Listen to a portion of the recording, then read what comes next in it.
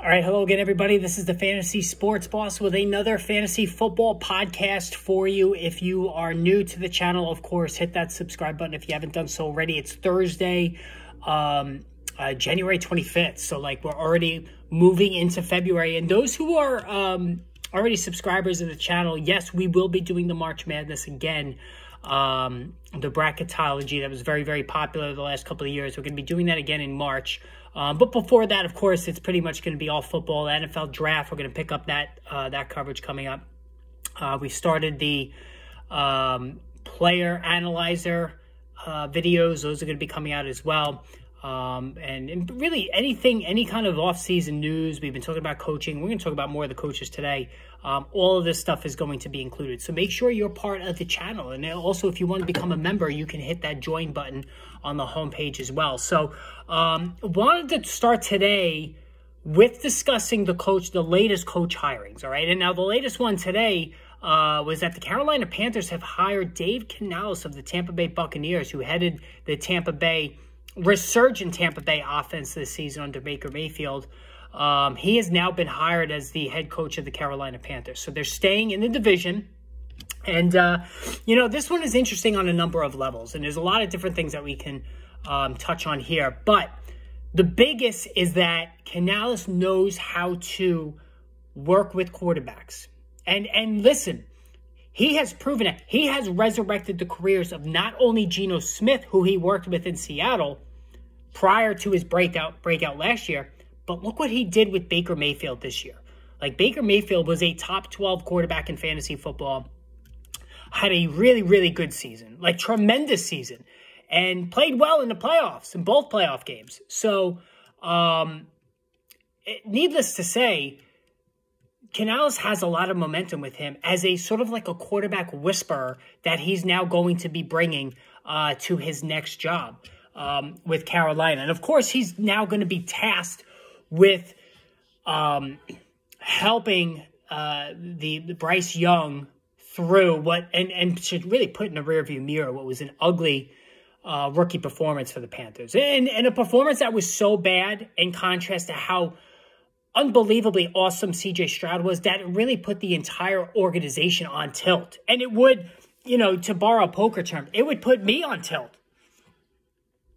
It was unbelievable how bad he played. I mean, he was just awful. There's just no way around it. And this is coming from somebody who was a C.J. Stroud fan in college, and I had him in my NFL draft guide. I had him ranked ahead of C.J. Stroud. Now, I had a glowing report on C.J. Stroud, but no doubt about it, it was a mistake to this point. But we're only 1 year in. And listen, anybody who saw Bryce Young in college, he seemed, other than the size issue, and I don't even think that was much of a hindrance this year. I mean, he did get banged up a little bit. He looked like he was going to be a really good player in the NFL. The accuracy was uncanny, right? Everything he threw in college with Alabama was right on point. I mean, he was tremendous. And he just seemed like he processed the game so much quicker than the average prospect. Everything was on time. Everything was on the money. He was reading the defense as well. He was really just unbelievable for the Crimson Tide. So you could understand, nobody quibbled with the Panthers taking Bryce Young. Virtually nobody. And if anybody says it now, it's just revisionist history. And like I said, I'll take the hit. I had him ranked ahead of of C.J. Stroud. Now, like I said, I was very high on C.J. Stroud as well. I did not believe in that Ohio curse when it came, the Ohio State curse when it came to C.J. Stroud. But Canales now has his work cut out for him. But listen, here's the other thing too. C.J. Stroud had two game-breaking wide receivers in Nico Collins and Tank Dell. Now, it wasn't obvious at first, and at least in the case of Dell. We didn't think he was going to be make such a seamless transition to the NFL. Whereas Nico Collins showed glimpses of big-time ability as an ex-receiver last year. It was just quarterback play that held him back. Who did Bryce Young have? He had an aging Adam Thielen. Now, he was peppering. Listen, the numbers on Adam Thielen, like the reception totals were great, but there was no athleticism involved. There was no great game-breaking ability. He was catch and he went down. Whereas both Nico Collins and Tank Dell were yards after the catch dynamos. And then you had Dalton Schultz, one of the most underrated tight ends over the last 3 or 4 years. Still in his prime, in his young prime. Adam Thielen was really the only guy. Don't give me Jonathan Mingo. Don't give me Hayden Hurst. He had nobody. And this is where Mike Evans as a free agent could come in. You want to make a big push to help Bryce Young? Dave Canales, who helped spearhead, get Mike Evans back on track after a quiet 2022, where his touchdown total fell off a cliff. Sign Mike Evans as a free agent. They have to bring in somebody. Michael Pittman, this is a great free agent class for wide receivers. Michael Pittman, Calvin Ridley, who I still believe in, Mike Evans, right? T. Higgins, who's still young. All of these guys are free agents. Sign one of them. If you want to go younger and give him T. Higgins, okay. But Canales knows what he has in Mike Evans. So they have to get somebody in here for him. It would not shock me in the least. And you deal a blow to Tampa Bay by doing that. Now look what he did with Baker Mayfield this year. Look what he did with Geno Smith last year. This guy knows what he's doing. And you have to know that he feels comfortable with Bryce Young. This is a guy who knows quarterback talent, Dave Canales. So for him to sign on the dotted line with Carolina, you know he sees something in Bryce Young. That's good enough for me. Now, of course, the other big one is Jim Harbaugh going to the Chargers. Listen, Jim Harbaugh's a winner. He's going to win, and he's going to win possibly big. If you want to put right at this very moment, I don't even know if the odds are out, to win the Super Bowl next year as a major long shot, put it on the Chargers. This guy went to a Super Bowl with Colin Kaepernick. He did nothing but win at Michigan. Is he bombastic? Yes. Is he a hot dog? Yes. Does he wear out his welcome because of how intense he is, the my way, the highway? Yes. He's going to win big with the Chargers. He's got a franchise quarterback in Justin Herbert, who I love for fantasy next year. Mike Williams, Keenan Allen, both of these guys should be back.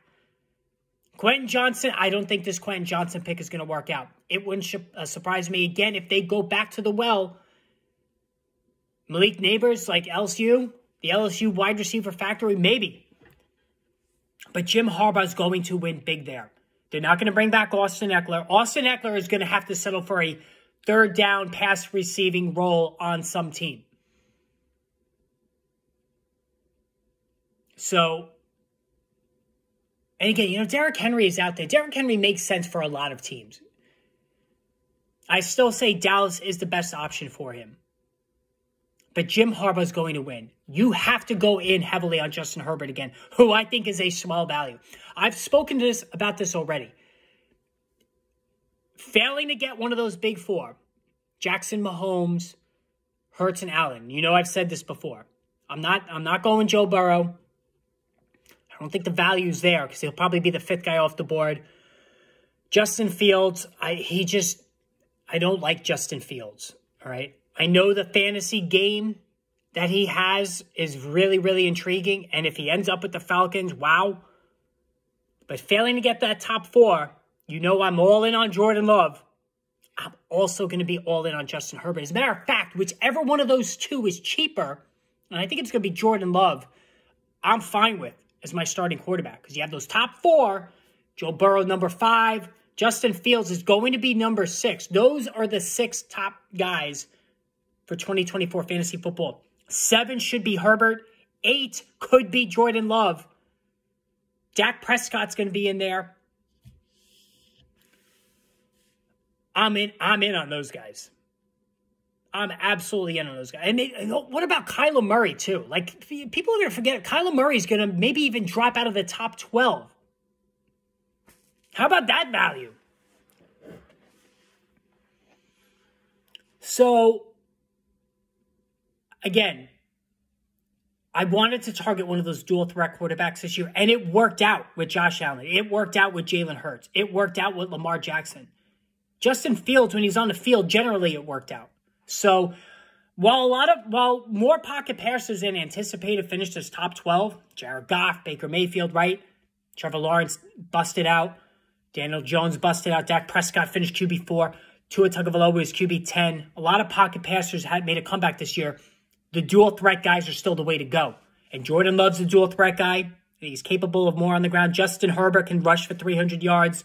While they're not classic running quarterbacks, the value is there for those guys. And when you have Herbert paired with just Jim Harbaugh, look out.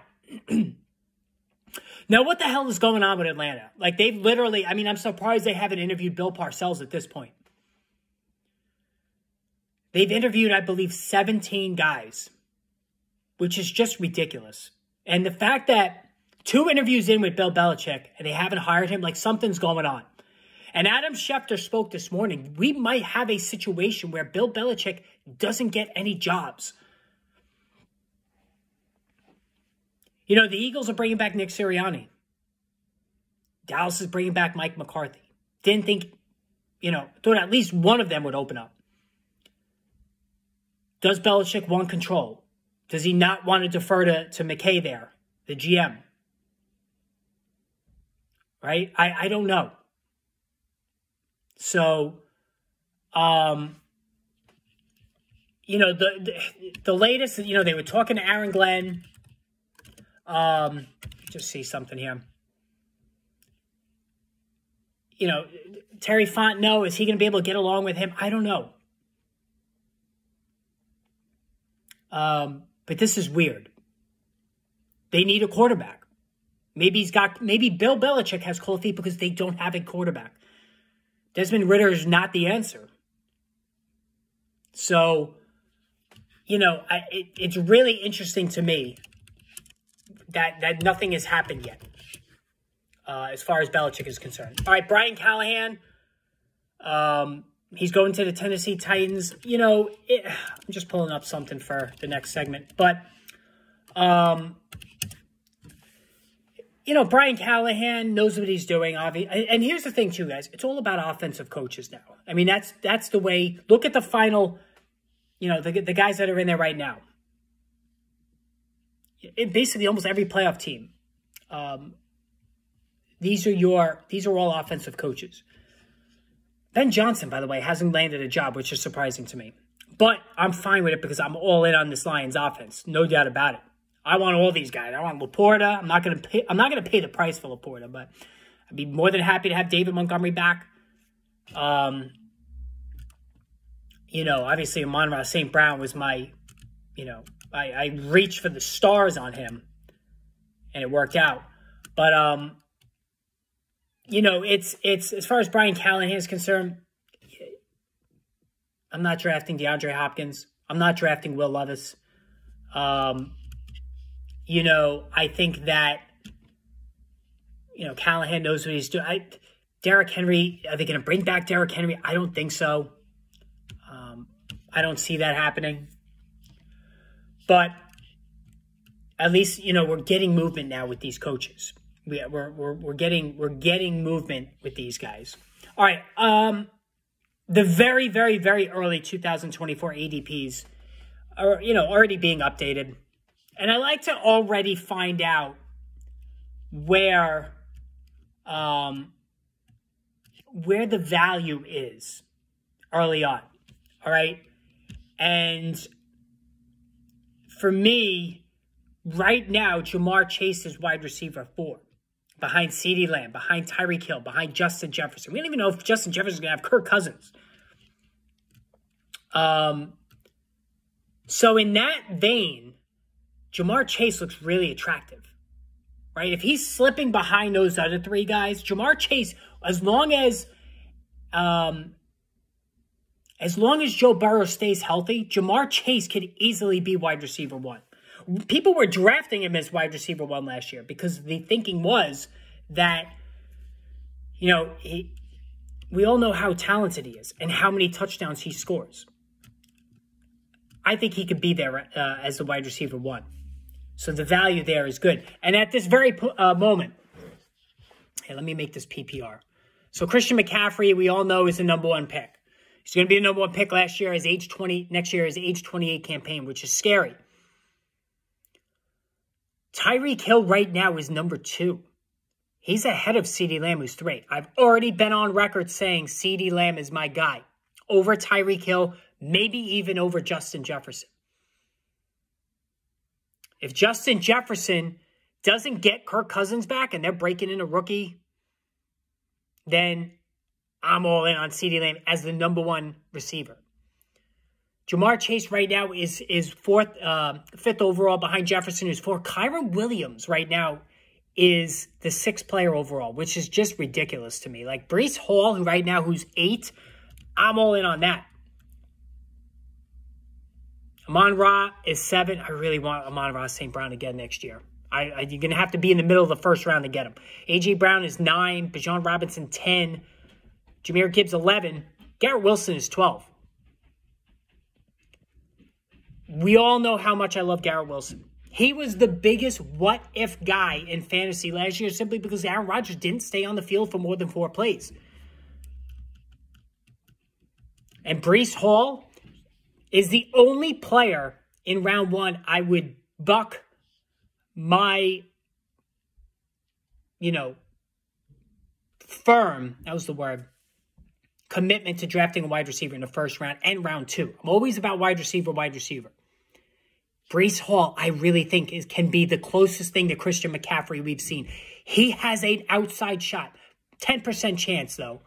Small, but it's there, of going 1,000. I truly believe that with Aaron Rodgers. Breece Hall is that good, that explosive. Like, Jahmyr Gibbs is capable of that too, but he's a smaller back, and David Montgomery is going to get a lot of work. Speaking of Jahmyr Gibbs, to be a top 12 guy when he's not getting all the goal line work, I still think that's not good value. What are we going to do with Devin Achane? Right now, he's the 16th player overall. Devin Achane is interesting to me as well. Game-breaking talent. What are they going to do with Raheem Mostert? Josh Allen, the highest quarterback right now at 19. Jalen Hurts is at 20. You're going to have new coordinators in Philadelphia again. Right? And that's something I mentioned during the season. We need to pay more attention to that next year. If there's new coordinators, the players tend to struggle, at least initially. And the Eagles struggled pretty much the whole season. Jalen Hurts turning the football over left and right. So we'll have to see there. I'm going to preview the games tomorrow because there will be a podcast tomorrow. So look for the podcast tomorrow. Listen, I would love to see the Baltimore Ravens make the Super Bowl. I am as big of Lamar. You know how much I love Lamar Jackson. He is my guy all the way to the end. Guy won me a fantasy football championship. He balled the fuck out in Super Bowl fantasy championship week. It was ridiculous. And he was ridiculous in the playoff game. 2 on the ground, 2 in the passing game. He's going to get Mark Andrews back. This offense is just sick. And here's the thing. If it was not for Gus Edwards, literally stealing 10 touchdowns on the ground or more, whatever it was, Lamar Jackson probably would be pushing Josh Allen for QB1 for next year. And I still think he's going to be QB4. I still think reflexively it's going to be Allen, Hurts, Mahomes. And if you get Jackson at QB4, sign me up. I'm in. Rashee Rice, just looking at some of these things. And Rashee Rice right now is 31 overall. Nico Collins, 25. Tank Dell, 32. Tank Dell's going to be the better value there. And remember that you might say, oh, you're violating the 2 receiver thing, right? No. When it comes to the 2 receivers on the same team, with both guys being drafted in the first 3 rounds, with one guy going either in the first or second. All right, so the Eagles with A.J. Brown and Devontae Smith, the Dolphins with Hill and Jalen Waddle, those are 2 situations where the top guy's going in the first round, the other guy's going in the third. Dell and Nico Collins right now are going in the 3rd round together. So that doesn't work. All right. And we'll get more on that next year. Zay Flowers, I love Zay Flowers next year, man. I want Zay Flowers. Oh, my God. You know, Cooper Kupp, 44. I want nothing to do with him. James Conner at 46. Man, he helped win me a championship too, but I know when to come out on a guy. I do it a year early than a year too late. I did it wrong with Aaron Jones, though. Because I always have Aaron Jones. I went 1 year too long with him this year. James Conner, I'm not going to make that mistake with next year. Trey McBride, 48 overall. I want Trey McBride everywhere. So we'll have to see here. But anyway, guys, so yeah, tomorrow there will be another podcast. Calvin Ridley, 61. He doesn't even have a team right now. There will be another podcast tomorrow, so stay tuned for that. Hit that subscribe notification button if you haven't done so already. We will probably have that posted hopefully before noon, so look for that. So more videos, more player analyzer videos. I'm going to post another one later tonight, so look for that. Until then, guys, just, again, hit the subscribe button. Lots of good stuff coming, so stay tuned for all that. We will chat soon. Enjoy the rest of your day.